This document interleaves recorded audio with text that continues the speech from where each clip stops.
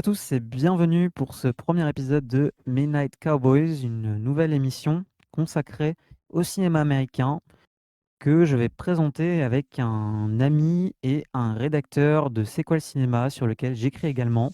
Bonjour Axel. Bonjour Will, j'espère que toi aussi tu vas bien. Avant de dire que je vais bien. Je vais très très Ouais, bien et surtout pour parler d'un film formidable qu'on va vous présenter ensuite. exact. Donc le projet de cette émission, c'est comme vous m'avez entendu, de parler de cinéma américain, de films américains, que ce soit des films de patrimoine ou des films du passé, mais un peu plus récents. Donc après les années 2000, les années 2010, pourquoi pas les années 2020 aussi, et des sorties du présent, donc des films qui sortent chaque semaine. Le but étant d'en parler 1 à 2 fois par mois, donc ça on n'a Ouais, pas c'est encore ça. décidé. Exact, ouais. Voilà, on n'en a pas encore décidé et nous avions envie, en fait, de revenir sur ce cinéma américain avec lequel, finalement, on a grandi, qui nous a construit aussi en tant que cinéphile et passionné. Pour ma part, l'âge d'or d'Hollywood, le nouvel Hollywood, mais également des films un peu plus indépendants Exact. Et pour ma et part, je dirais, ouais, moi ce qui me passionne avant tout, je pense que c'est le nouvel Hollywood, ouais. Principalement, ouais, la fin des années mmh, 60 et tous les années 70, voilà. j'aurais pu le deviner. Et donc voilà, il n'y a aucune prétention derrière cette émission, si ce n'est d'échanger sur les images des films qui nous passionnent, que ce soit positivement ou négativement, d'instaurer un dialogue finalement pour réfléchir ce que l'on voit et des films qui intriguent notre regard. Je te laisse Exact. donc introduire le sujet de ce premier épisode, Axel, puisque c'est toi qui m'as fait part de cette suggestion, une suggestion qui est pour le moins surprenante. Ouais, alors du coup pour ce premier épisode, on va parler d'un film d'un réalisateur ma foi très connu, mais d'un de ses films peut-être pas les moins connus, mais dont on parle le moins en tout cas dans sa filmographie, c'est Bug, donc de William Friedkin, vous l'aurez compris. Comment m'est venue l'idée, ça, y a pas trop d'explications. C'est déjà que William Friedkin, je pense, est un des cinéastes américains je pense, qui m'intéresse le plus, sachant qu'au départ, j'avais dit que le nouvel Hollywood était peut-être la période qui m'intéressait le plus également, donc c'est pas anodin que je cite William Friedkin directement. Et Bug, parce que je trouve que c'est un de ses films les plus passionnants, alors qu'on n'en parle pas suffisamment selon moi. Donc Bug, vite fait pour introduire, ça parle de quoi? Ça nous parle de, alors c'est un, on va dire un drame psychologique sur la paranoïa d'un couple. Alors le pitch, c'est en gros d'Agnès, qui est un personnage donc interprété par Ashley Judd, qui vit toute seule dans un motel. Son mari vient de partir en prison, en tout cas était en prison parce que c'était un ancien mari violent, etc. Donc cette jeune Agnès, elle travaille au bar, pas très loin de chez elle. Et un jour, elle rencontre donc le personnage de Peter, si je me trompe pas, hein, c'est ça, c'est Peter, oui, Ouais. qui interprété donc par Michael Shannon, donc acteur déjà beaucoup plus connu qu'Ashley Judd, je pense, surtout aujourd'hui, Mmh.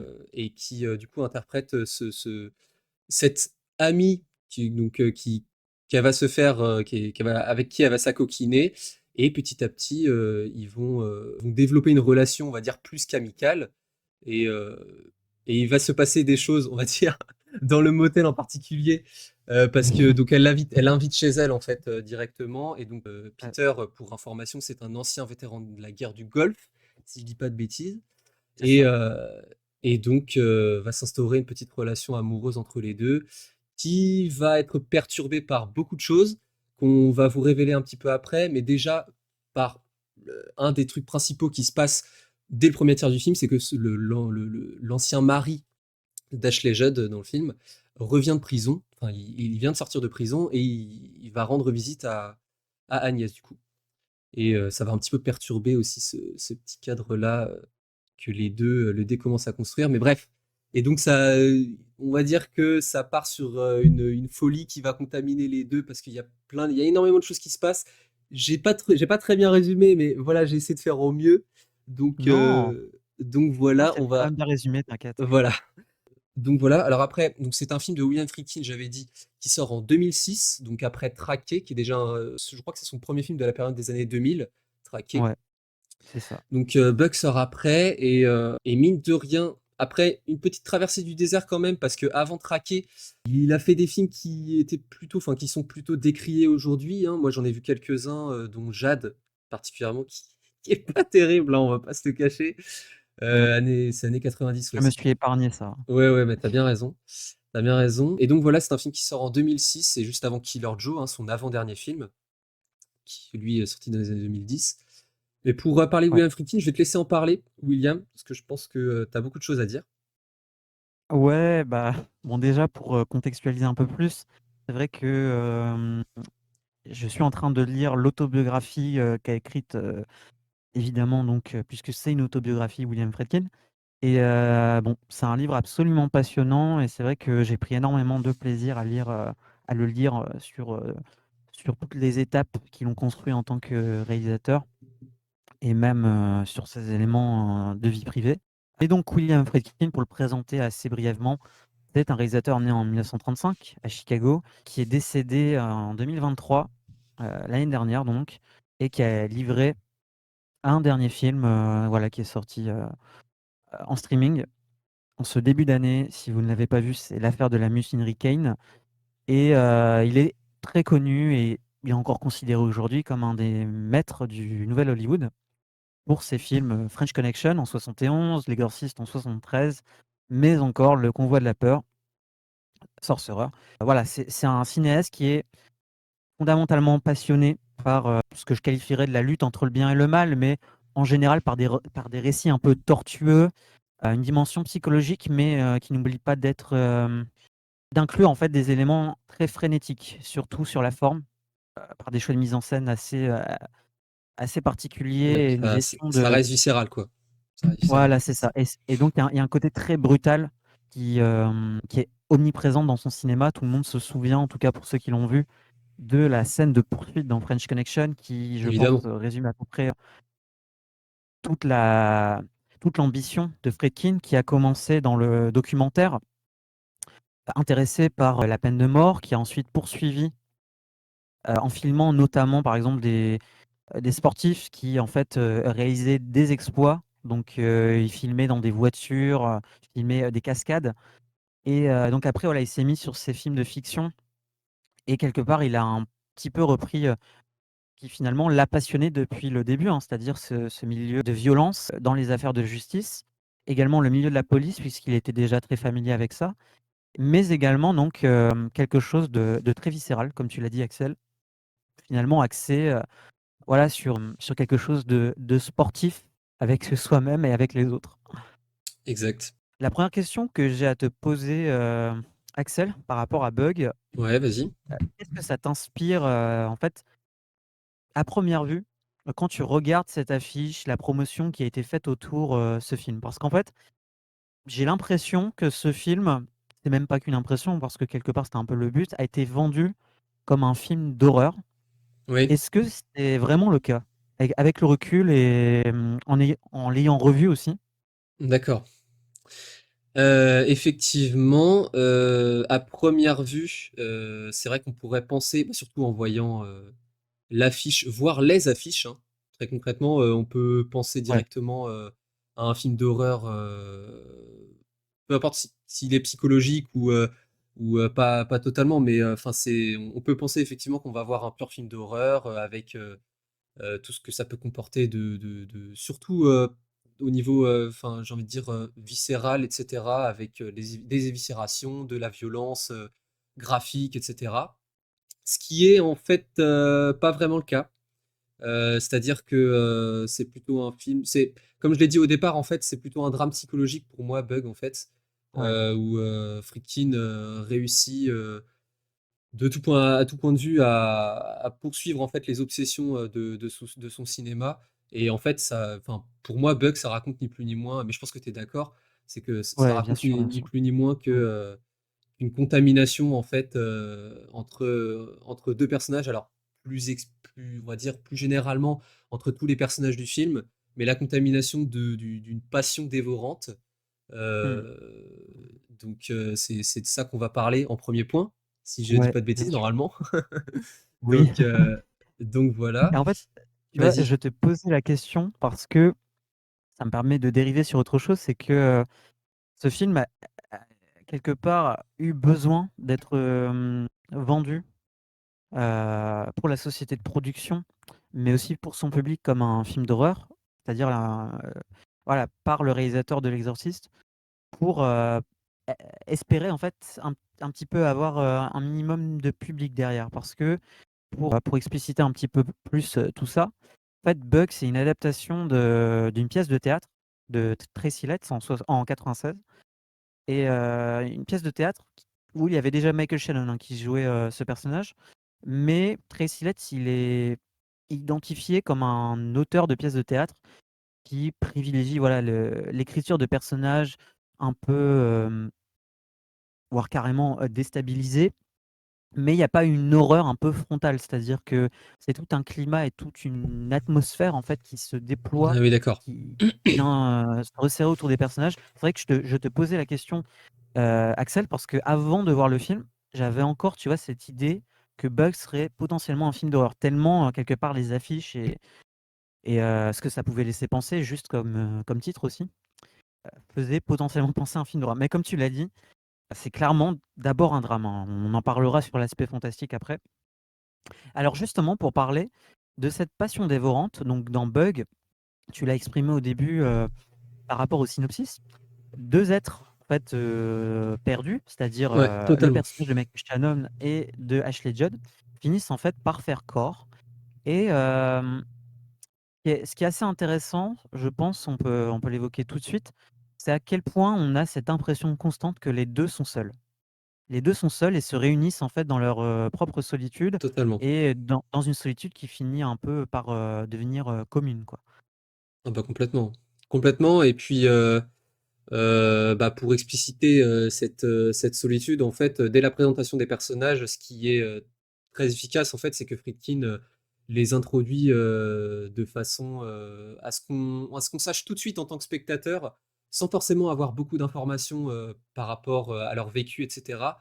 Mais, on sait, en fait, de but en blanc qu'ils sont, tous les 2, chacun de leur côté, heu, très seuls dans leur vie, avec un passé, pour le moins, sombre, si ce n'est, catastrophique, hein, on va pas se mentir. Enfin, Ashley Judd dans le Ouais, film, son mari est parti en prison parce qu'il était violent. Elle a perdu son enfant dans un supermarché, hein, donc elle le dit même, elle l'explicite, elle le dit littéralement, au personnage de Peter, à un moment donné dans le film. Et Peter, lui, c'est un ancien vétéran de la guerre du Golfe qui a subi, c'est pareil, il le dira par la suite plus littéralement, mais qui a subi on suppose, des opérations au sein de l'armée sur son corps et aussi parce que c'était un ancien drogué. mmh mh. Donc en fait, effectivement, dès la présentation des personnages, on a des personnages qui sont en fait, laissés, en fait, c'est des ils sont laissés sur le bas-côté en fait de la société, C'est ça. elle habite, Ouais. elle habite dans un Mmh mh. motel, perdu au fin Mmh. fond, de la plaine américaine, je crois que c'est vers Oklahoma, tu m'avais dit, hein, C'est ça, ouais, c'est ça. Oklahoma, ouais. Même si le film a été tourné en Louisiane, en tout cas, on nous le dit, hein, que c'est, Oklahoma plutôt. Ouais, voilà, Mmh. donc Mais effectivement, mais c'est ça. voilà, la Ouais. solitude des personnages est très, très bien, amenée, dès le début de toute façon, ce qui est hyper Ouais. intéressant en plus parce qu'il prendra jamais en fait de distance avec ça tout le long du film. On sera avec eux et il les rejoint en termes de mise en scène dans leur solitude et dans tout ce qui va amener cette passion dévorante en fait l'un envers l'autre. Puisque en fait de toute façon dès le début, comme on l'a dit avant, ils se rejoignent rien que par cet aspect de solitude-là, en fait. Ouais. Ouais, ouais, non, mais tout à fait et ce que je trouve très fort, mais ça, c'est un des talents, de William Friedkin, c'est à quel point on n'a pas besoin d'énormément d'images, en fait, pour, justement, comme tu dis, réaliser que ces types-là sont enfin, que ces types-là, que cet ensemble de personnages, y compris, les autres, sont des laissés pour compte. Qu'ils n'ont pas grand-chose dans leur vie. Ils tournent entre, un motel, un bar lesbien et une épicerie. Finalement, il y a 3 lieux, en fait, dans le film. On n'en dévie jamais. et forcément ça renforce quand même un petit peu le côté, désespéré en fait, hein, de ces personnages qui ne font pas grand-chose dans leur vie, qui travaillent à peine parce que le personnage de Michael Shannon, on sait pas exactement s'il travaille, on y reviendra après, mais en plus de ça, il loge un petit peu partout, il a pas forcément de foyer et C'est tout. ça, exactement, exactement. Cette passion, tu vois, qui est progressive en fait entre les 2. Je trouve ça, très beau parce que dès le début du film, on ressent qu'une connexion est possible entre les 2, mais on nous informe pas tout de suite du passé que tu évoquais.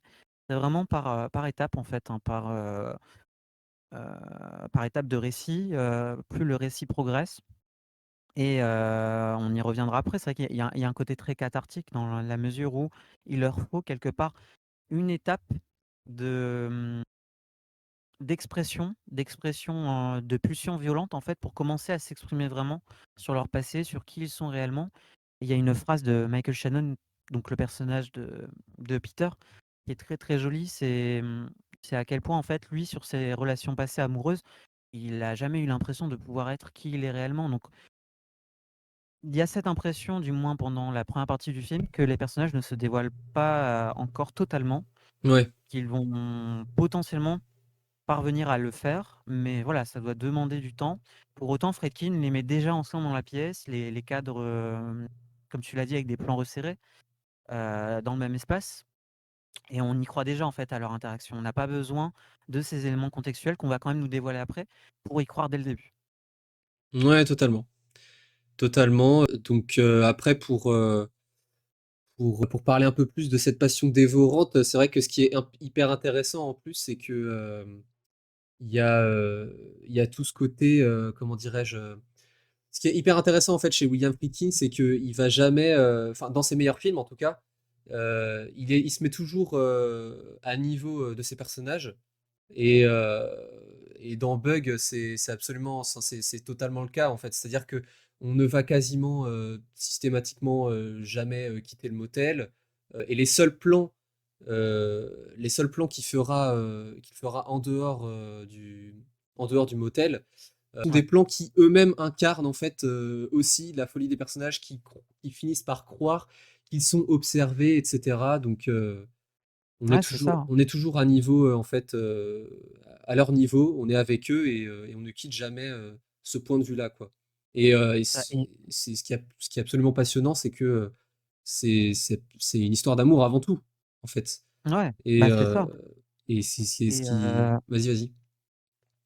non, mais ce que je voulais dire, c'est, à aucun moment donné, en fait, on a l'impression que le réalisateur juge, ses personnages. On est spectateur de la scène, mais il va pas y avoir de jugement, ouais, sur la moralité, des personnages, et ça clairement, hein, c'est quand même vachement intéressant, même si, on n'est pas surpris parce que Friedkin fait à peu près ça dans tous ses films.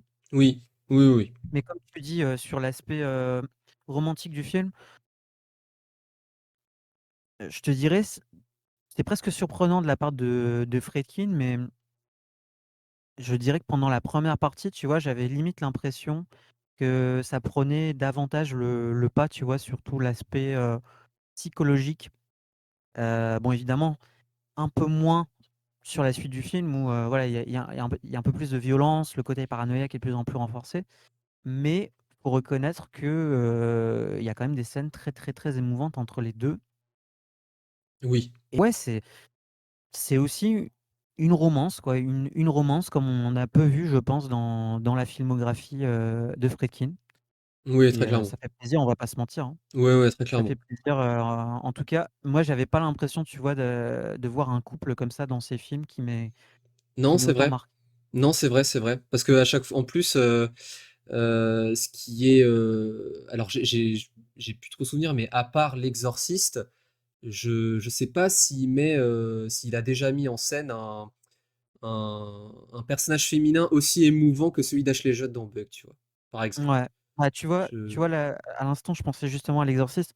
Tu sais, le lien, en fait, entre la mère de l'exorciste et le prêtre. oui, oui, Ils oui. sont assez proches, même si c'est peut-être plus de l'ordre de l'amitié, voire carrément plus de l'ordre de l'amitié. Ouais. Mais comme tu dis, j'ai pas souvenir non plus. Après, j'ai pas vu tous les films de Friedkin. Peut-être que dans Jade, si on parle de personnage féminin, tu pourras me dire, peut-être un peu un peu marquant, je sais pas? Non. OK. Ah, bon voilà. En Mais bref, vrai, tout ça pour dire voilà. que ouais, superbe relation je trouve, pas manichéenne en plus. Hem et non, après ce couple, cette passion dévorante est aussi, fonctionnelle, enfin elle est fonctionnelle, pas forcément dans le sens négatif parce qu'on peut percevoir ça de façon négative, mais Oui, oui. elle s'explique aussi, donc par leur passé qui est amené, progressivement, où l'on apprend en fait que cette mère n'a plus de mari, n'a plus d'enfant. Elle a une amie quand même qui est assez instable et Michael Shannon, comme tu l'as expliqué, lui, il est en fuite en fait, hein, potentiellement il a déserté, on ne sait pas exactement et quelque part, il se lie, tu vois? Mais il y a ce côté où il leur faut en fait quelqu'un pour pouvoir être bien mentalement, pour être serein et donc pas seulement une relation romantique, un lien, d'amour, mais juste un lien d'amitié en fait à la base et tu vois? Je trouve ça intéressant, le fait que avant même qu'on vienne nous parler d'un couple et que les 2 couchent ensemble, Michael Shannon, il lui dit textuellement: «Je veux être ton ami. Moi, je cherche pas forcément à, coucher Oui, c'est avec vrai, toi, il lui dit ça, à être exactement. avec Oui. toi», tu vois? Il lui dit vraiment: «Je veux être ton ami» et ça installe quelque chose de très intéressant parce qu'en plus, nous, en tant que spectateurs, tu vois, on se dit: «Ah d'accord, Michael Shannon, son personnage, tu vois, c'est pas l'homme, un peu rustre qu'on a l'habitude de voir dans les films de Friedkin». Alors je dis pas que tous les personnages de ces films sont rustres, mais on aurait pu penser, tu vois, qu'il puisse incarner un gars un peu plus, normal dans sa masculinité, si je peux dire. Ouais, c'est Et ça. tu vois, là, il lui dit textuellement, «Je veux être ton ami» et plus tard aussi, en fait, tu as son ex qui revient, qui dialogue avec, donc avec, Peter et il vient le comparer quelque part, on va pas se mentir, à un homosexuel. En fait, Oui, oui, dans c'est le vrai, texte, c'est il vrai. il lui dit très clairement, «Ouais, mais en fait, il faut quand même savoir ce que tu fais là parce que bon, il faut pas commencer à coucher avec ma copine, parce que là, à ce moment-là, je m'énerverais, mais d'un autre côté, j'ai pas l'impression que c'est ce que tu cherches», tu vois? Et donc c'est déjà un personnage très ambigu à la base, mais auquel on s'attache parce qu'on a cette impression qu'il veut quelque chose d'authentique et ça reste sur tout le film. Même si on pourra juger ses actions, Oui, les c'est 2 ça. personnages, donc En l'une fait est l'un en envers en l'autre, fait en fait, le sont authentiques. personnage, le excuse-moi, hein, le personnage, Vas-y. ché le personnage cherche pas à, en fait, il y a pas de bullshit, d'une certaine manière. C'est qu'il y a pas Ouais, de il y a aucun faux semblant entre les 2 en fait, directement, et lui, j'ai l'impression que le personnage de Peter le montre limite en premier quand, effectivement, tu l'as très bien dit, il lui dit qu'à la base, il voulait juste il veut juste une relation amicale, sans chichi ni rien, donc oui, oui, non, mais je suis ouais. totalement d'accord avec toi.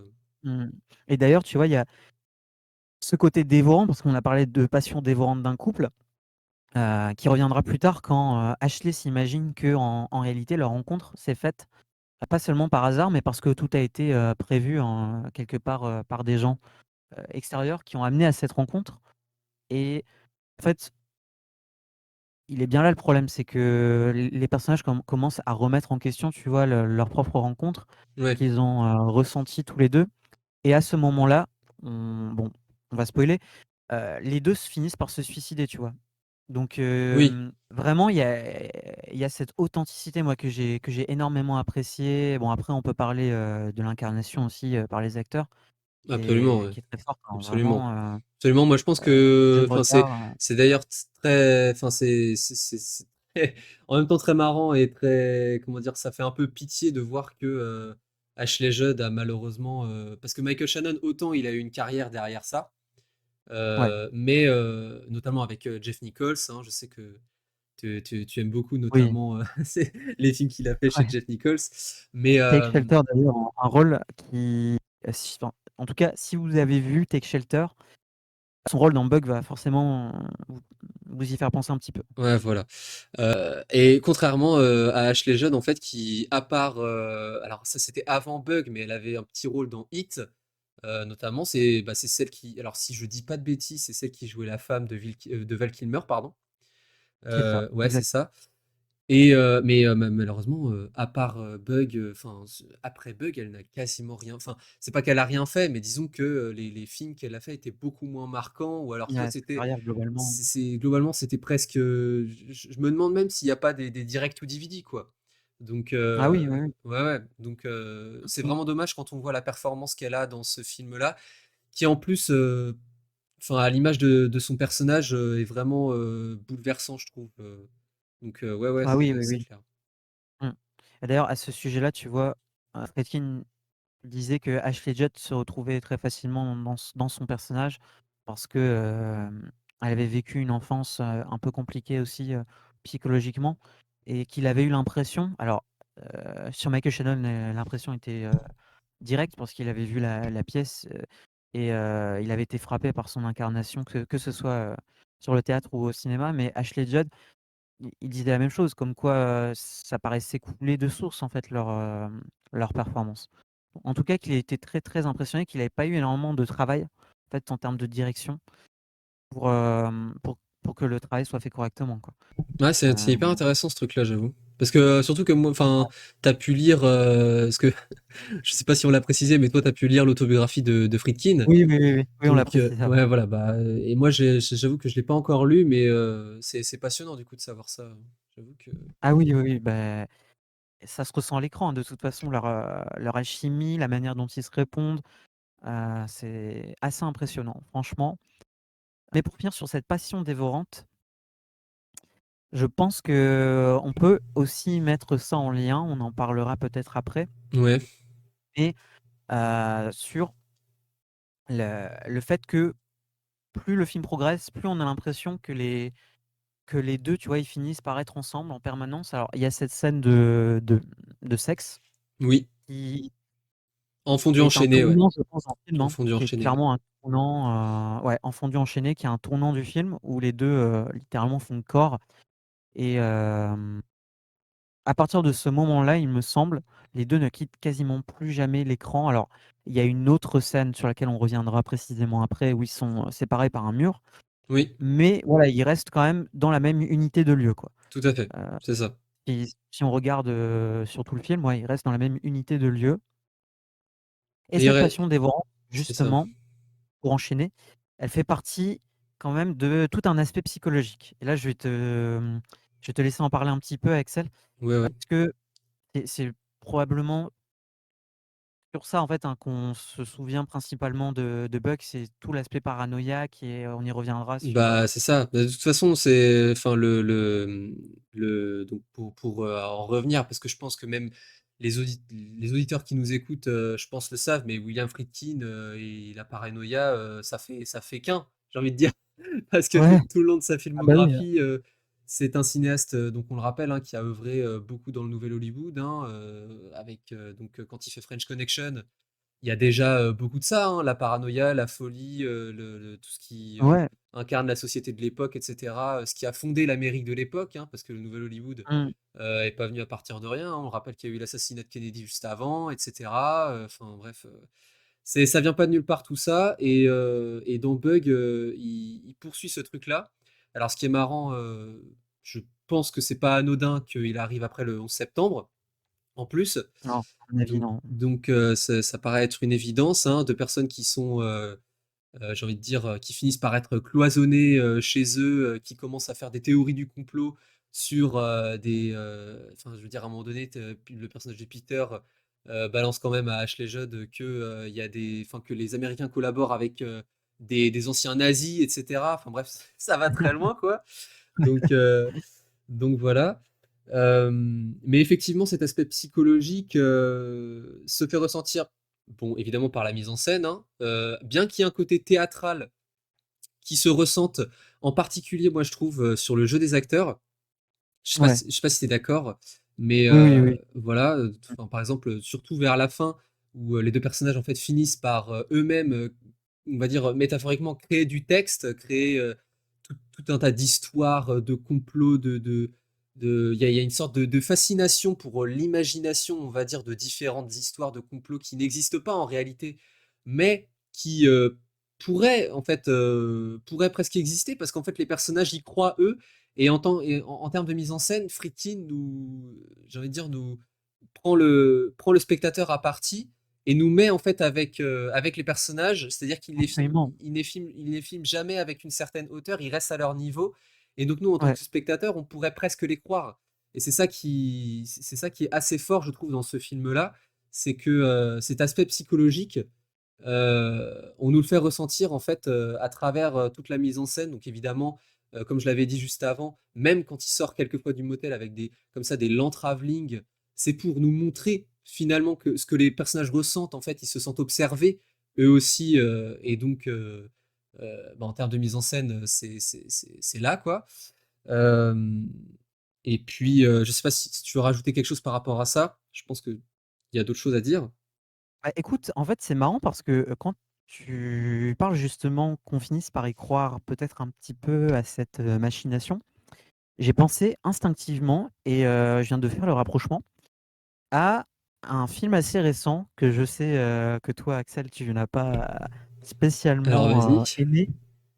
Je dirais Knock at the Cabin parce que Ok, Knock at the d'accord. Cabin, on est un petit peu sur un dispositif semblable. C'est-à-dire qu'on reste quand même sur une unité de lieu précise. C'est vrai, On c'est en vrai, c'est vrai. ressort de temps en temps, mais l'intention finalement, c'est à quel point nous, en tant que spectateurs, par ces choix de mise en scène et de cadrage et de discussion, on peut être amené à croire à quelque chose qui est invraisemblable, que peut-être, des médias ou, des machines, puisque, Peter en parle, ont Exactement. potentiellement, créé ou, infusé en fait dans son imagination.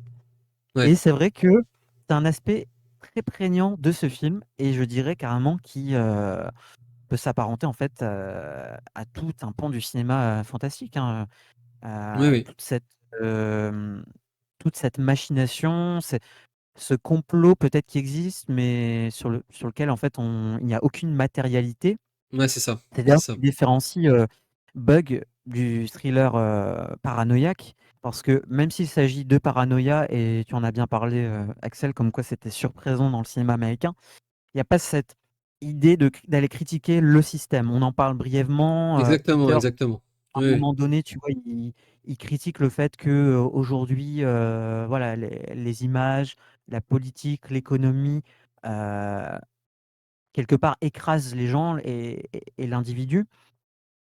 Et que finalement, voilà, les machines nous contrôlent. D'ailleurs, on y reviendra, mais sur la fin du film, il prétend qu'en fait, le docteur est un robot qu'il faut tuer. Oui, Et tu vois, il y a cette construction aussi, on peut voir ça comme ça, cette construction individuelle qui nous pousse à croire que nécessairement, le mal qu'on ressent est de la faute de la société.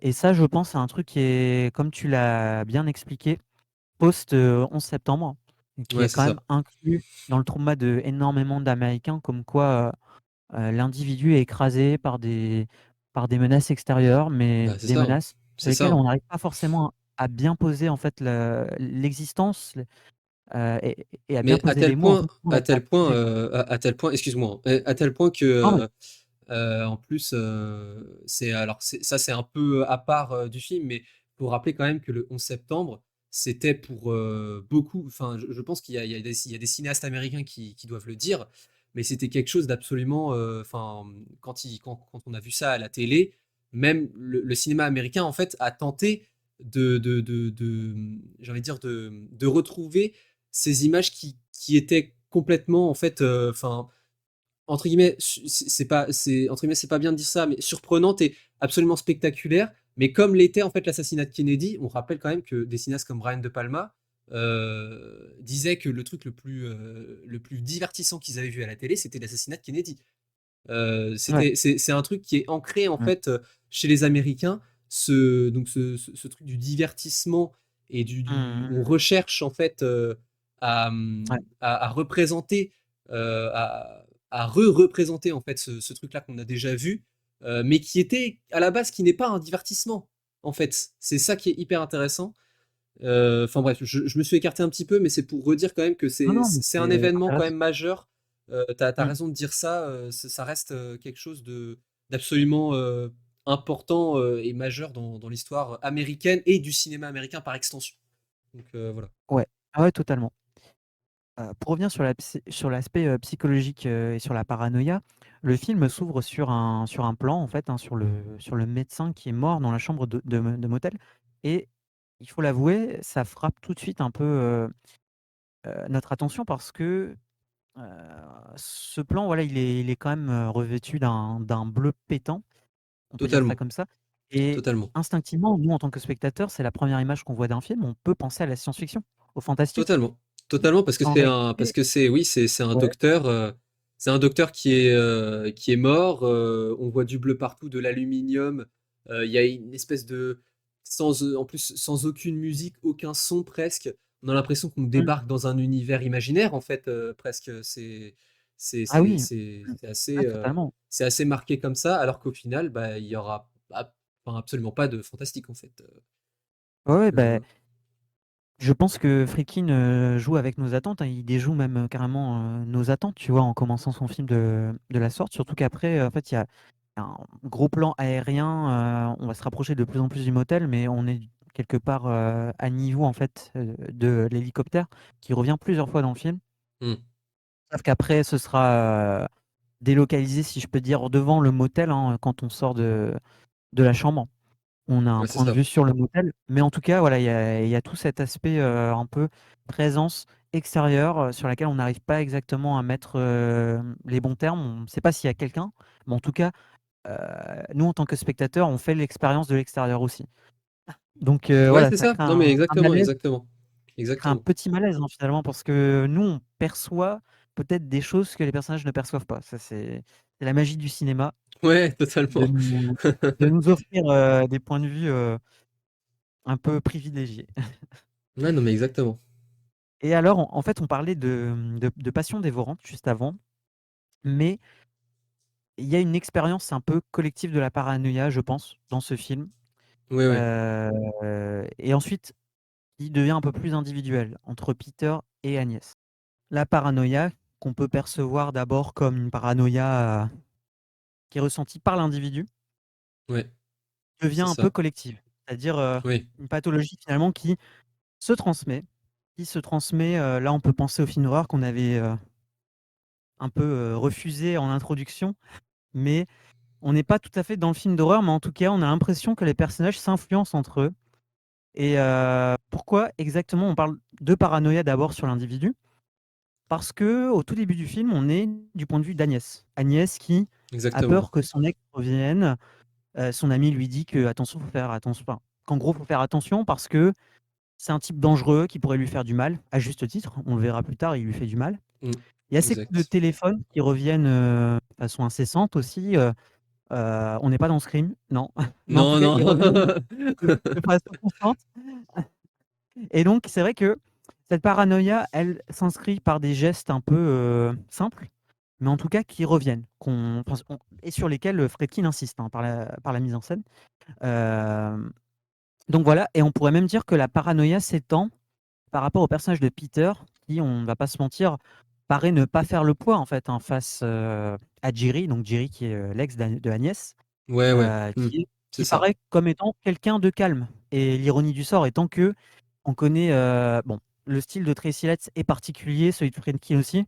Il nous fait la même dans Killer Joe avec, Joe qui est un charmeur a priori très, très, très sympa, qui finit par faire des choses pas très catholiques. Bah, là, c'est la même, Ouais. c'est-à-dire que, heu, concrètement Peter, bah, c'est pas si sûr que ça qu'il soit tout le temps gentil, hein. Ouais, ouais, ouais, c'est pas le petit bisounours, du début, ce qu'il est à la Non, fin, non, non, non, non, c'est c'est pas si ça, simple que c'est ça. sûr, hein, c'est sûr. Donc il déjoue les attentes, mais aussi sur la paranoïa. Il y a une paranoïa qui s'installe finalement pour toute l'unité de lieu et pas seulement pour les individus, mais pour les individus dans leur ensemble. Si Exact. on peut, résumer ça un peu comme ça, Ouais, moi, je suis totalement d'accord. Je suis totalement d'accord et ça m'amène, du coup à dire ce truc, moi, que j'ai remarqué au deuxième visionnage, enfin qui m'a sauté un peu plus aux yeux, c'est, alors tu en as peut-être parlé succinctement là, à l'instant, mais en gros, c'est ouais, cette manière qu'a William Friedkin de constamment, alors on parlera de la scène en question après, celle où, Peter, pleure à la porte de la salle de bain de Agnès, il vient de revenir parce qu'il était reparti et il revient après et les 2 personnages pleurent, mais ils ne sont pas dans la même pièce, ils ne sont pas non plus dans le même plan.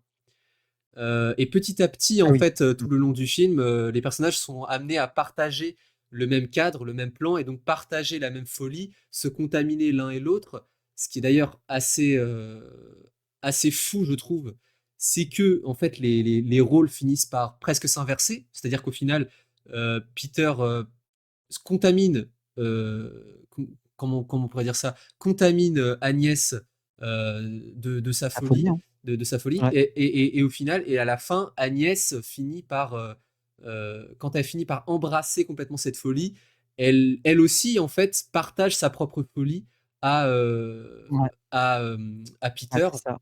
et Ouais, c'est ce qui est tout à fait. absolument fascinant, je trouve, dans le film et que qui Mmh. pourrait presque se résumer par ce principe de mise en scène qui est assez simple.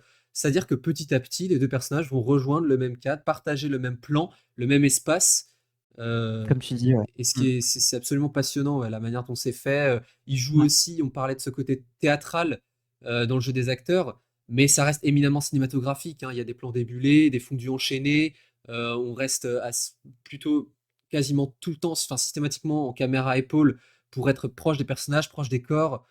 C'est non, c'est très fort à ce niveau-là aussi, hein.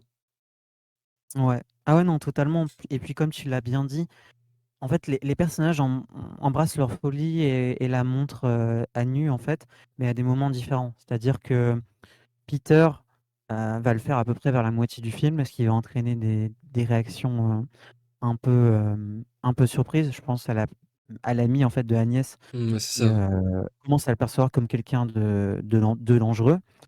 Et à l'inverse, donc Agnès, elle, c'est vraiment, comme tu l'as dit, sur la fin du film, hein, où voilà, elle commence à dériver totalement parce qu'on lui promet de retrouver son fils.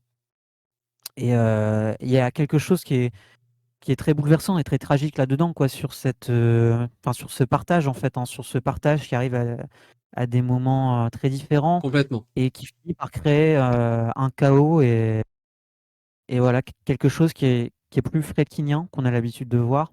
C'est-à-dire des personnages qui implosent de l'intérieur, mais qui implosent aussi ensemble, qui implosent ensemble et probablement aussi pour se révolter contre un système qu'on ne perçoit pas vraiment, comme on l'a dit auparavant. Bah, de toute Mais en tout façon, cas, de quelque chose la qui fin, légitime et la fin avec le feu, c'est littéralement il y a pas plus grand symbole de révolte que le feu, je pense, oui, bah, concrètement, c'est ça, c'est ça. donc voilà. Ouais. Ah, tout à fait. D'ailleurs, le feu qui répond au bleu, qu'on pourrait, bon, assimiler à quelque chose, de plus, spirituel, de plus innocent Oui, aussi. exactement. Mais c'est ça qui est d'ailleurs assez drôle à la fin, assez drôle, assez par on va dire, coïncident, enfin, si c'est une coïncidence, je pense, c'est que le bleu, comme tu dis, répond plutôt à un sentiment de spiritualité, même de sagesse, et cetera, et d'union, tout simplement et les 2 effectivement sont unis à la fin, mais ils sont complètement en proie, à une folie, révoltante, et cetera. Alors est-ce que c'est de la spiritualité, de la sagesse, tout ça? Je pense pas. Mais il y a du coup Non, je c pense pas. du coup, Oui. c'est marrant parce que du coup, c'est assez paradoxal, quoi. Et Ouais, c'est en vrai, ouais, c'est tout le totalement. cinéma Friedkin parce que c'est que des personnages qui sont mal aimables dès le début.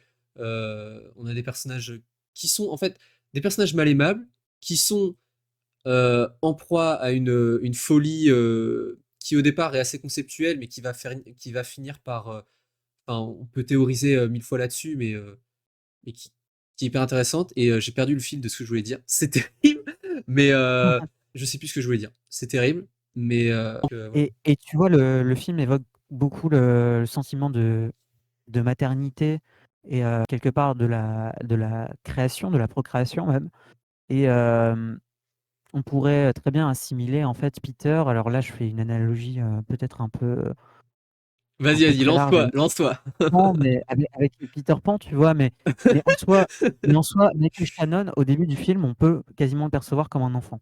Ouais, c'est Comme vrai, un c'est enfant vrai, c'est et vrai. tu vois alors évidemment elle a des rapports, charnels avec lui, mais il se comporte comme un enfant. Il se comporte comme un enfant. Totalement. Il réagit, à l'instant T par rapport à ses émotions. Il veut épouser, en fait, ses émotions. Il n'arrive pas à les contrôler. C'est vrai que le cinéma de Friedkin, passe, énormément par le thème de la possession, du contrôle. Mais finalement, Totalement, ouais. il s'agit pas de contrôler l'autre, mais de se contrôler, tu vois? Ça, c'est un truc qui fonctionne Oui, complètement sur ce film parce qu'à aucun moment, en fait, par ses choix de mise en scène, on a l'impression que le personnage cherche à dominer l'autre, contrairement justement à son ex, mais à dominer son espace. C'est pour ça que Fred que Friedkin passe énormément par des plans, sans coupe, qui viennent en fait cadrer, l'intégralité, heu du donc motel de la chambre de ou motel, de tu vois? ouais, Avec les différentes pièces et à l'exception de la salle de bain. Mais ouais, en tout ouais, cas, voilà, on a cette impression que, le personnage ne veut pas dominer l'autre, à la fois dans le couple, mais aussi, par sa folie. Simplement, il la transmet par effet de bah, par les effets, des circonstances, j'ai envie de dire. Mais voilà, il y a pas cette domination qui lui est propre. C'est une ouais, souffrance c'est qu'il ça, ouais. s'inflige d'ailleurs, Mmh. probablement à lui-même, hein. Ça on l'a pas dit, mais la souffrance par rapport à ces nuisibles qu'il imagine, donc les fameux bugs, heu, il les imagine, mais probablement il s'inflige ça à lui-même parce qu'on nous dit, en tout cas, c'est ce que dit le médecin, qu'il a atteint d'une schizophrénie Oui, et d'hallucinations. c'est Mais en ça. général, on le sait, les malades de ce genre sont souvent plus dangereux pour eux-mêmes que pour les autres. Hein, ça c'est voilà, faut quand Ouais, même, ouais, totalement. le préciser. Et alors moi, j'aimerais qu'on parle, avant de passer, sur les scènes en particulier, sur des scènes un peu plus Oui, précises, par rapport à ce que les personnages ingèrent. Parce qu'en fait, le personnage de Peter, lui, prétend qu'il a été victime, en fait, d'une expérience par l'armée, à l'hôpital, qui consiste, en fait, à lui, injecter, en fait, une substance, Hem, qui en gros a créé une sorte de nid en fait, hein, d'insectes ouais, sous sa peau et c'est qu'en gros ça. les nuisibles seraient quelque part, enfin du moins que les nuisibles sortent de sa peau, sortent de lui et c'est pour ça à un moment donné en fait, là on se rapproche un peu du body horror sans vraiment le faire, on en parlera après, mais en tout cas il veut s'arracher sa dent parce qu'il est persuadé que les insectes viennent de son corps. Et alors tu vois, il y a tout cet aspect, en fait, d'ingestion que personnellement je vois dans ce film par rapport à la nourriture, l'alcool, la cocaïne. C'est-à-dire des choses que les personnages finissent par assimiler avec leur propre corps et qui ont des effets sur leur psychologie et donc entre guillemets, nous en tant que spectateurs, on ne sait jamais vraiment si les personnages réagissent par leur propre volonté ou si c'est involontaire, quoi. Ouais, c'est vrai, c'est vrai. Et oui, alors on peut parler de body horror, mais finalement, c'est pas tellement, du body horror parce qu'ici, on est davantage sur le rapport à l'émotion qui mène, à la pulsion violente en soi, plutôt que, le fait de s'attarder sur le corps en tant que tel, hein. On n'est pas tellement sur, Cronenberg, mais même si, toi aussi, j'imagine Axel, tu as pensé à La Mouche. Ouais, on Devant, pense mais de toute façon, on pense, obligatoirement à la mouche, de par, en fait, le départ du film, en fait. C'est-à-dire que c'est un effectivement, c'est, 2 personnes, qui comment dirais-je? C'est un couple enfermé dans un motel, il y a des insectes, donc voilà, c'est la mouche. Mais non, c'est plus compliqué que ça et Ah oui, non, non, c'est un peu plus compliqué que ça. De toute manière, Friedkin s'intéresse au fantastique et à l'action. Enfin, vraiment, c'est un réalisateur d'action, en fait, l'action, comme aujourd'hui on ne l'entend plus, dans le sens où, voilà, il s'intéressait à l'action pour filmer la violence et nourrir une forme d'horreur moderne, en fait, autour de ses personnages. Mais le rapport au fantastique, c'est quelque chose qui est avant tout, esthétique dans ses films. Si on pense à Sorcerer, donc au Convoi de la peur, on pourrait presque dire que par moments, il y a un côté très fantastique qui naît justement, de ce jeu de couleurs par la photographie, des choix esthétiques qui sont très appuyés. Mais tu vois, ça passe avant tout par des idées visuelles plutôt que véritablement le fond de l'intrigue. Par exemple, la scène sur le pont dans Sorcerer, on croirait voir une scène d'un film, ah bah, enfin totalement. je veux dire, on est vraiment dans le registre Ah fantastique. oui, oui, Même totalement, si c'est un totalement. survival et que voilà, Bah, de on toute on façon, comprend absolument de les tout circonstances. oui, oui. De toute façon, le nom, enfin, le titre Sorcerer, Ah est voilà, en associé, plus, directement au évidemment, évidemment. fantastique, hein. Mais oui, oui, moi, je suis d'accord avec, cet exemple de scène, c'est Mmh. tout à fait parlant, de toute façon. Même dans je pense que dans des films, comme, French Connection et To Live and Die in LA qui sont, 2 de enfin, Ah ces oui. 2 polars les plus connus, il y a des éléments, qui sont proches du fantastique, hein, Ouais. donc Ah oui, clairement. Bah, tu vois sur, To Live and Die in LA, qui est assez fascinant, je te dirais, concerne en fait le fait que la violence, on y croit, à fond parce que justement tu as encore, toute cette mise en scène assez brutale, mais la photo est telle que par moments, j'ai presque l'impression de voir une ville irréelle. ah oui, C'est-à-dire oui, quelque c'est ça. chose qui est échappé d'un rêve, je sais pas, qui est sur le point de basculer sur un cauchemar, mais on est entre les 2 quoi. Ah mais c'est ça et puis en plus, enfin pour, juste pour s'attarder un tout petit peu sur Twilight Vanilles qui est absolument là aussi, qui il joue de ce paradoxe-là que j'évoquais, auparavant. C'est que, on a une ville qui est filmée, enfin c'est vraiment on est en plein dans les 80s, c'est les couleurs flashy, c'est la musique, totalement 80s aussi avec du synthé à tous les étages, presque, une musique un peu métallique comme ça, presque magique aussi. Mmh mh. Et pourtant, on voit des personnages qui sont, enfin, on va dire que le personnage de William Peterson, qui est un acteur absolument exceptionnel, qui lui aussi non plus, enfin aussi, qui lui aussi n'a pas eu pourtant la carrière qu'il méritait, je trouve, mais qui pareil est empreint d'une obsession. C'est-à-dire que le mec est drogué à l'adrénaline, hein, de toute façon. Et on avait dit ça en off, mais il y a un truc, il y a un rapport à la drogue chez William Friedkin qui est hyper intéressant, je pense. De toute façon, dans French Connection, Ouais, c'est le sujet. Il cherche à démanteler enfin, un trafic ouais, de cocaïne ou exactement, ouais. d'héroïne, je sais plus ce que c'est Ouais, je pourrais plus exactement. dire exactement, mais ouais. Mais voilà, enfin, et tout ça pour dire que ouais, c'est filmé. On va dire qu'il y a l'enrobage qui peut paraître à beaucoup d'instants, enfin, tout droit sorti d'un film fantastique, et pourtant, on est face à des choses qui sont extrêmement documentées, extrêmement réalistes. Et c'est Ouais, ça qui fait aussi tout le charme de son cinéma, je pense, c'est que c'est quelqu'un qui n'hésite pas, on va dire, à emprunter un cinéma de genre très codé. En fait, voilà, c'est ça qui est très beau, c'est qu'il arrive à l'intérieur d'un genre a priori avec des codes très carrés, etc., à insuffler ses obsessions et, ouais. puis c'est ça qui est passionnant. Sorcerer est un exemple Mmh mh. flagrant pour ça, hein. On pourrait voir un film d'aventure avec des éléments fantastiques, mais non. En fait, c'est juste un groupe de mecs qui sont chargés Ouais, d'emporter de la nitroglycérine, je sais pas où, sur un en empruntant des chemins mmh, impossibles, etc. Et enfin bref, voilà, c'est ça. ouais. Enfin, je pense Ouais, que c'est disons absolument qu'il lit, passionnant chez lui. il lit le survival avec un côté irréel, mais ça reste avant tout un survival. C'est juste que le type est tellement capable de fournir des images, extraordinaires qu'à tout moment, évidemment, on Exactement, pense à quelque chose qui exactement, est ouais. proche du rêve C'est ou ça. du cauchemar, ça dépend les gens. Ouais, c'est plutôt, ouais, chez Liam Friedkin, je pense que c'est Ouais, je plutôt le pense plutôt, cauchemar, ouais. Ouais, ouais, parce que effectivement. généralement, enfin là, on l'a pas redit sur Bug, hein, mais pour ceux qui l'ont pas vu, si jamais vous voulez le découvrir, c'est assez noir et assez anxiogène, hein. C'est certain, Ah oui. moi je trouve, Ah oui, hein, oui, non, c'est avec, faut quand même, ouais, ouais, faut quand même s'accrocher, et généralement William Friedkin, c'est plutôt je crois que c'est Dario Argento qui disait ça, en pas pour, repartir sur ce paradoxe, dont je parlais avant. C'est que chez Friedkin, généralement, c'est d'une noirceur absolument abyssale, mais c'est tellement enrobé avec un tel génie que en fait, on est happé quoi qu'il arrive. Et ouais. c'est Ah, vrai c'est pas faux. que Mmh, c'est assez passionnant, aussi, ouais mais bon.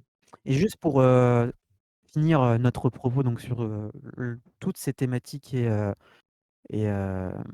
l'analyse qu'on peut en tirer, je pense que la manière, tu vois, qu'il a de confronter le drame psychologique avec, quelque chose de plus, de plus brutal en fait, hein, de plus frénétique, qu'on a l'habitude de voir dans son cinéma, passe aussi par, la rupture, tu vois, d'un côté théâtral dont on a évoqué un petit peu, mais c'est-à-dire, toute cette emphase, si je peux dire, sur les dialogues, sur, sur en fait, une distribution de la parole qui est assez, équivalente aussi entre les personnages. Ça reste avant tout, faut le préciser, un film qui est quasiment aux 3/4 un huis clos et Ah bah, en tant que totalement. huis clos, voilà, c'est l'aspect psychologique se fait avant tout par ce huis clos, parce que le huis clos fonctionne à merveille, que Friedkin utilise un décor qui est très simple, mais il le filme sous différents angles, que Ouais, ce c'est soit ça, en top shot, c'est ça. en prenant donc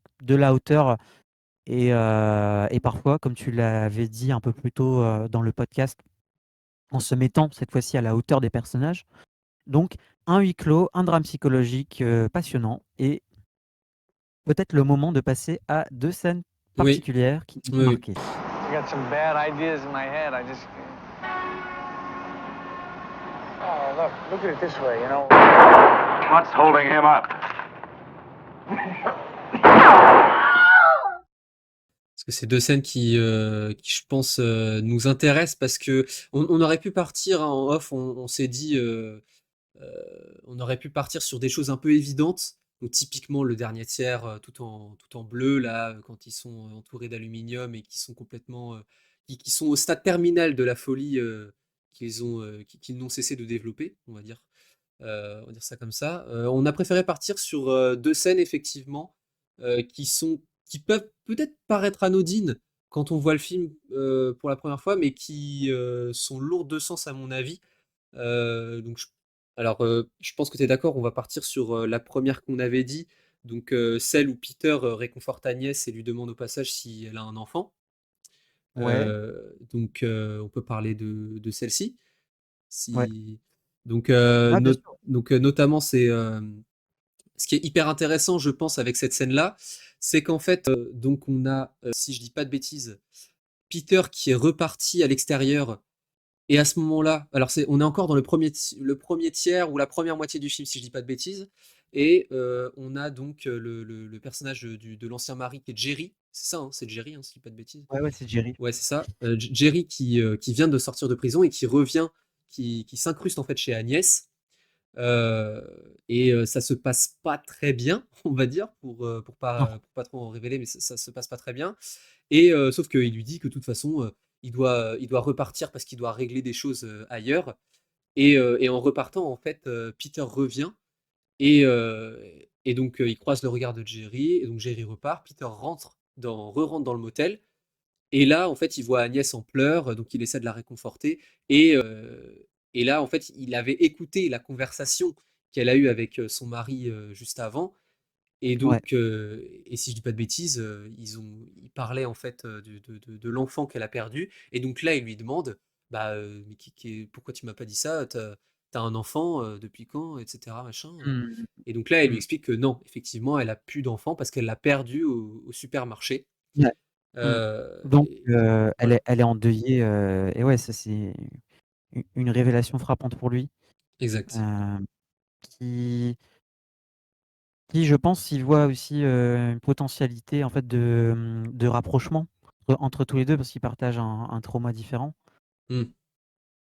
Comme tu dis, c'est une scène très belle parce que, bon, la première où les personnages s'expriment totalement, tous les deux, dans leur expression d'un trauma individuel. Exactement. Et il y a cette césure, cette séparation, donc par un mur,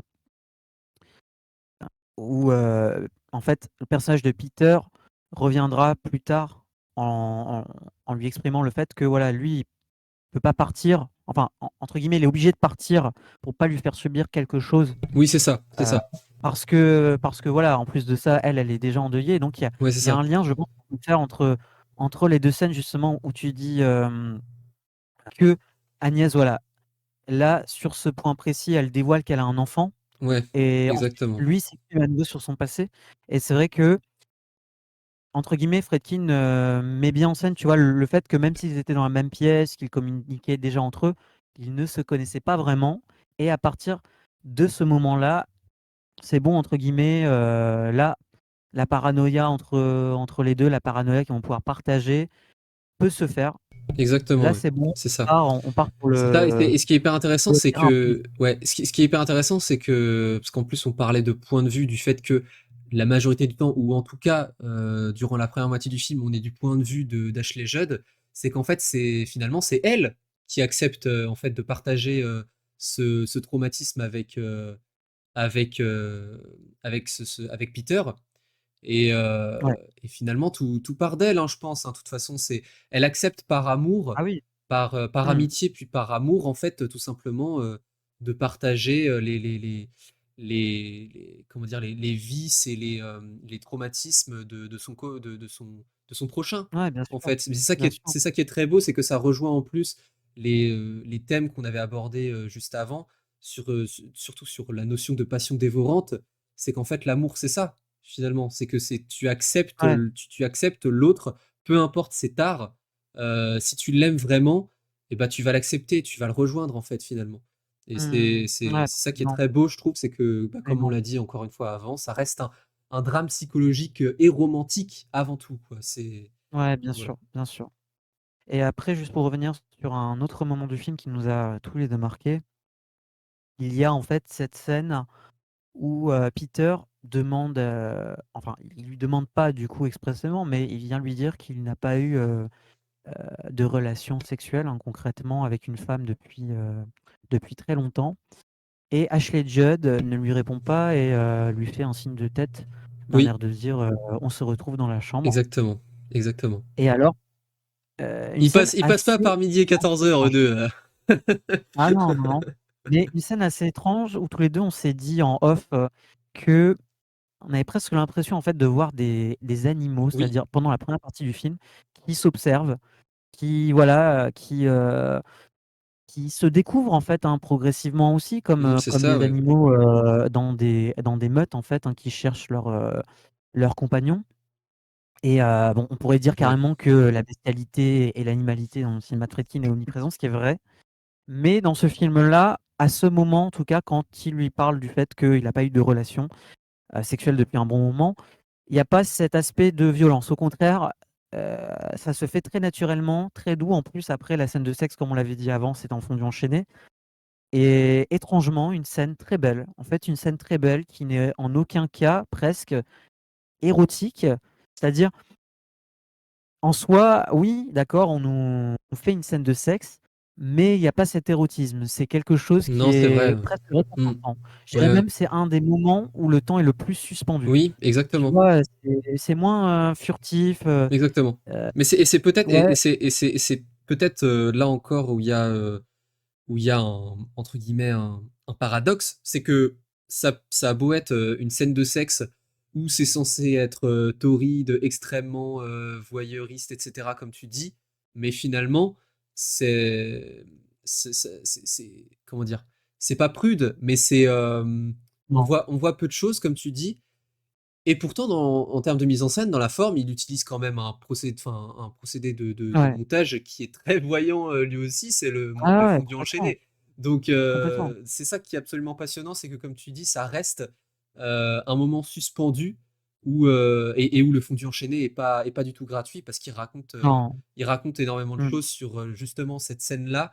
En fait, le moment où ils s'accouplent tous les deux, où ils s'unissent finalement, c'est un moment Ouais. où ils s'unissent pas seulement, on va dire, par amour et par le sexe, mais aussi où ils s'unissent en termes de psychologie et en termes de folie, puisque le montage va superposer les deux âmes, les deux corps, finalement, Absolument, ouais. pour au final ne Et faire qu'un, et c'est ce que va dérouler le film mmh après, quoi.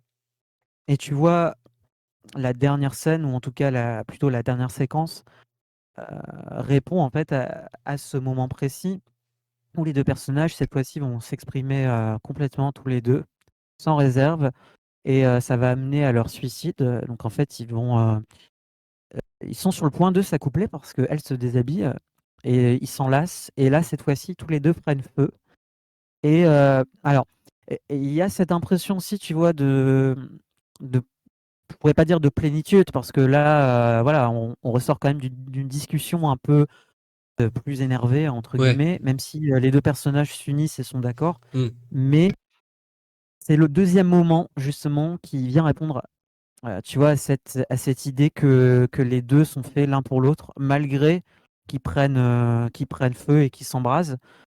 Il y a une forme de, tu vois, d'accomplissement en fait par ce suicide, d'accomplissement à l'écran et en ça, Ouais, tu totalement, je suis vois, moi d'accord. Je suis complètement d'accord, ouais. c'est pas du tout, une scène qui m'a effrayé cette fois, du tout même. Ouais, ouais. Vraiment, je l'ai pas vue comme ça.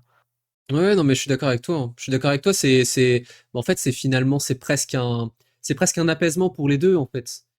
Ouais, Parce que, enfin, dès le départ, on le redit, mais ces deux âmes qui sont perdues, qui, en vérité, n'ont quasiment plus rien pour elles, en fait, si ce n'est leur union, en fait, à eux deux, se réunir pour finalement, en fait, essayer d'exister ce temps d'une heure et demie, même si, bon, ils existent, mais bon, ils existent dans la folie.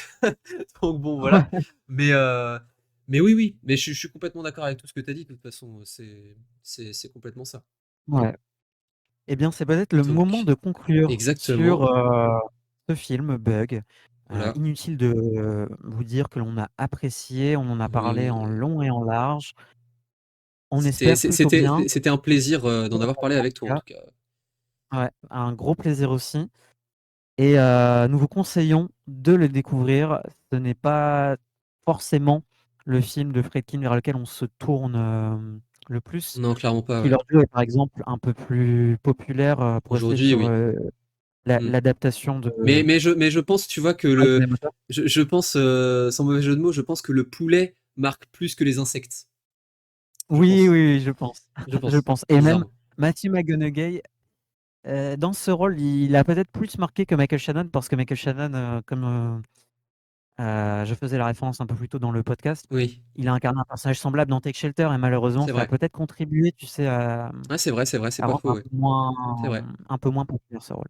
C'est vrai, c'est vrai. Mais, en tout cas, n'hésitez pas à le voir, peut-être pas en cette fin d'année, en temps de fête, parce que l'atmosphère est, disons, plus plus Ouais, pas sombre et trop, ouais. plus obscure, mais n'hésitez pas en Ouais, ouais. 2025 ou quand ça vous chantera et Non, mais ça peut être, c'est vrai ouais, que, juste pour terminer là-dessus, ça peut être pour ceux qui s'intéressent un peu en fait pour ceux qui s'intéressent au cinéma américain des années 2000, je pense que ça peut être hyper intéressant d'aller voir ce film-là, et même plusieurs autres films dans ce genre-là, mais parce que je pense que c'est vraiment une un petit peu une température de l'époque quand même, quoi. Post 11 septembre ouais. où la paranoïa retourne aux États-Unis, etc. Et c'est hyper intéressant de ce point de vue-là aussi. Donc, mais pas pendant les fêtes, pas pendant les fêtes. Restez tranquille Évitons. à côté de votre petit feu et ça se passera bien. J'irais même à dire, pour les fêtes, en général, Friedkin, pas sûr que ce soit le meilleur choix. Ah oui, oui, oui, oui, très clairement. Très clairement, attends, le premier qui me dit il se regarde Sorcerer à Noël, non, non, ça va pas. Ça va Ça pas. va pas là, il y a un problème. C'est le moment de passer aux recommandations. Get away from her, you bitch! Say hello to my little friend! So what you parles comme ça, man? DeLorean? The way I see it, if you're gonna build a time machine into a car, why not do it with some style?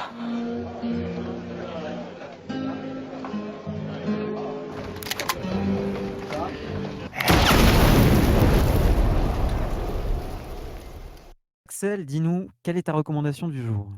Alors, moi, je voulais vous parler d'un film de Léos Carax que j'ai découvert la semaine dernière, si pas de bêtises, qui s'appelle Holy Motors. Oui, je suis en retard, comme beaucoup de monde, mais parce que c'est un film qui est sorti en 2012 et pour en parler rapidement, donc c'est de ce que j'ai compris, quelqu'un qui fait partie d'une grande entreprise. Il y a beaucoup de mystères, on ne sait pas grand-chose en fait sur lui.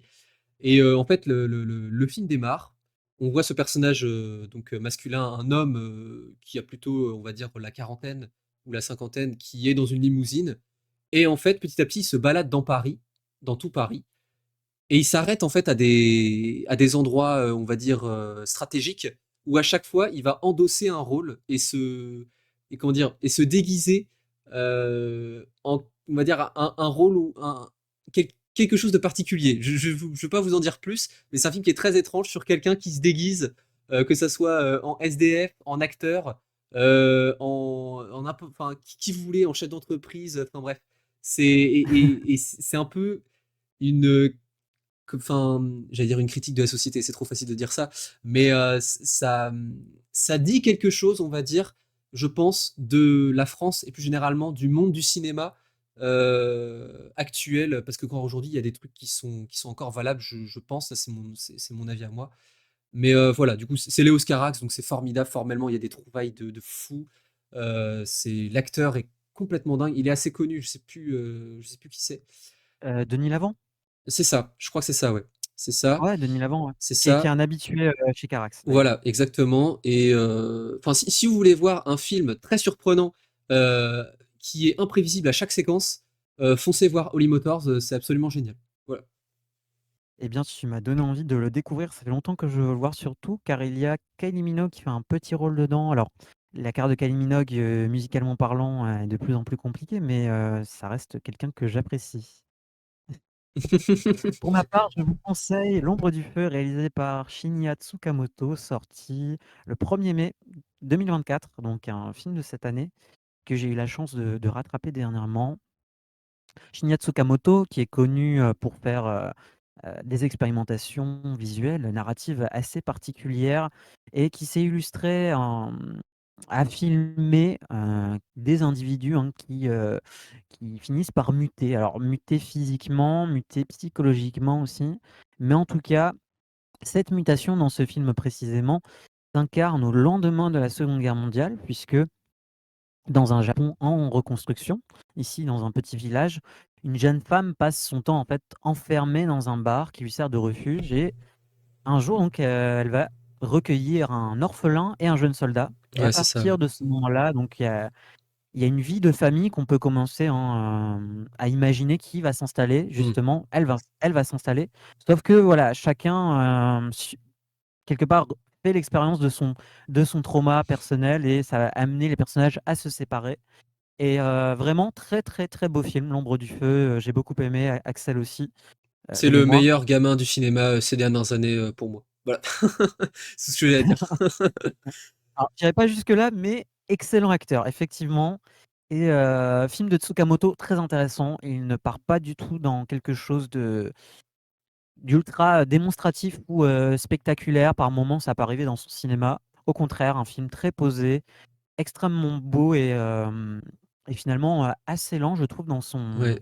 Ah bah, on n'est pas dans dans son Tetsuo, hein. rythme. On n'est pas dans Tetsuo, Ah hein, non, non, ah non, du tout, on reste vraiment près des personnages, quelque chose de très intime. Le moment de conclure cette première émission donc qui portait sur Bug de William Friedkin. Nous espérons que celle-ci vous a plu et nous vous retrouvons le mois prochain pour une sortie du passé ou du présent, à voir en fonction de ce qui nous motive, On de ce qui verra, nous on verra. fascine. On verra, hein. Exactement. Et Salut à sur tous! ce, salut à tous!